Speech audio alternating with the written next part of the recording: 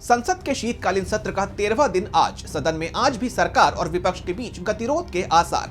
बीते दिन केंद्रीय मंत्री शिवराज सिंह चौहान ने लोकसभा में पेश किया था जी राम जी बिल। बापू की फोटो के साथ विपक्ष ने किया था इस बिल का विरोध। आज भी सदन में सत्ता पक्ष और विपक्ष के बीच देखने मिल सकता है टकराव। अब समापन की तरफ है शीतकालीन सत्र, सिर्फ 3 दिन है बाकी। 19 दिसंबर को हो रहा है शीतकालीन सत्र का समापन। मनरेगा योजना का नाम बदलने और इसकी जगह दूसरा बिल लाने के मामले पर कांग्रेस आज देश भर में करेगी विरोध प्रदर्शन। देश भर के सभी जिला मुख्यालयों पर विरोध प्रदर्शन करेगी पार्टी। महात्मा गांधी की तस्वीरों के साथ प्रदर्शन करेंगे कांग्रेसी। पार्टी ने सरकार के फैसले को महात्मा गांधी की विरासत पर बताया है हमला। इसके अलावा 28 दिसंबर को भी सभी मंडलों और गांवों में कांग्रेस करेगी प्रदर्शन। कांग्रेस का कहना है कि मनरेगा के अधिकार आधारित स्वरूप को समाप्त कर केंद्र नियंत्रित योजना में बदल देगा ये नया बिल, जिसमें कोई लागू करने योग्य नहीं होगी रोजगार गारंटी। तो वहीं राज्यों पर भी बढ़ेगा वित्तीय भार।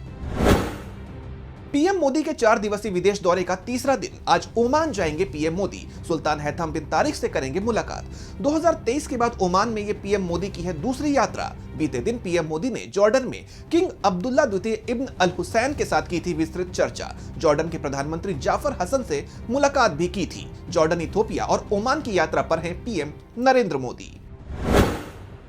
आज कांग्रेस सांसद राहुल गांधी के जर्मनी दौरे का तीसरा दिन। आज बर्लिन में होने वाले इंडियन ओवरसीज कांग्रेस के एक कार्यक्रम में शामिल होंगे राहुल गांधी। यूरोप के तमाम देशों से आए आईओसी के नेताओं से करेंगे मुलाकात।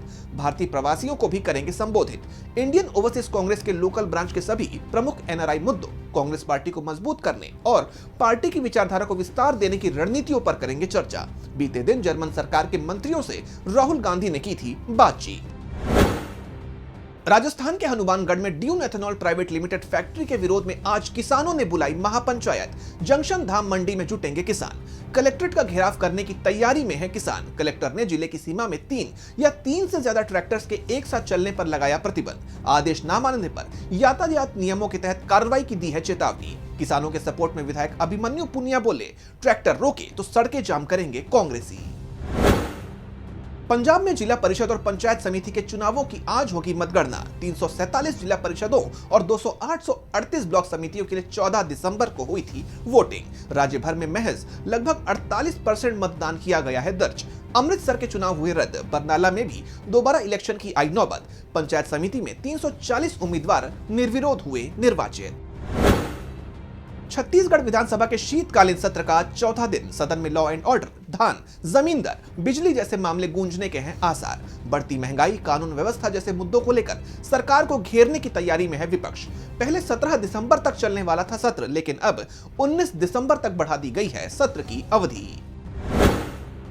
भारतीय नौसेना के उप प्रमुख वाइस एडमिरल तरुण सोबती के मालदीव यात्रा का आज दूसरा दिन। भारत और मालदीव के बीच आयोजित संयुक्त द्विपक्षीय समुद्री अभ्यास एकता 2025 के समापन समारोह में भाग लेना है इस दौरे का मकसद। दौरे के पहले दिन मालदीव की राजधानी माले पहुंचे थे वाइस एडमिरल तरुण सोबती। इस दौरान उन्होंने मालदीव राष्ट्रीय रक्षा बल के chief of defence force major general Ibrahim Hilmi से करी थी मुलाकात। मालदीव के 3 दिवसीय दौरे पर हैं नौसेना के उप प्रमुख।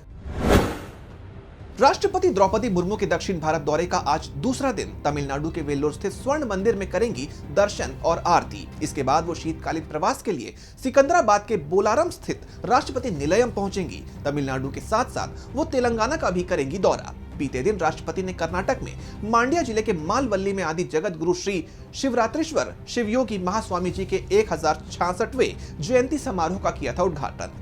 20 दिसंबर तक चलेगा राष्ट्रपति का ये दौरा। दिल्ली, एनसीआर, पंजाब, हरियाणा, चंडीगढ़ और वेस्ट यूपी में बरकरार रहेगी ठंड। सुबह के वक्त छाया रहेगा घना कोहरा, विजिबिलिटी रहेगी कम। लोगों को सुबह के वक्त सावधानी से गाड़ी चलाने की दी गई है सलाह। एमपी और छत्तीसगढ़ के भी कुछ हिस्सों में घने कोहरे के हैं आसार। आने वाले दिनों में और बढ़ेगी ठंड। हिमाचल प्रदेश और पूर्वोत्तर भारत के राज्यों में भी बनी रहेगी कोहरे की स्थिति। दक्षिणी राज्यों में कुछ जगहों पर हल्की बारिश का है अनुमान। राजस्थान, गुजरात और महाराष्ट्र में मौसम साफ रहने की है संभावना। छाई रहेगी धूप। वहीं बिहार, झारखंड और ओडिशा में कोहरे के साथ शीतलहर के आसार।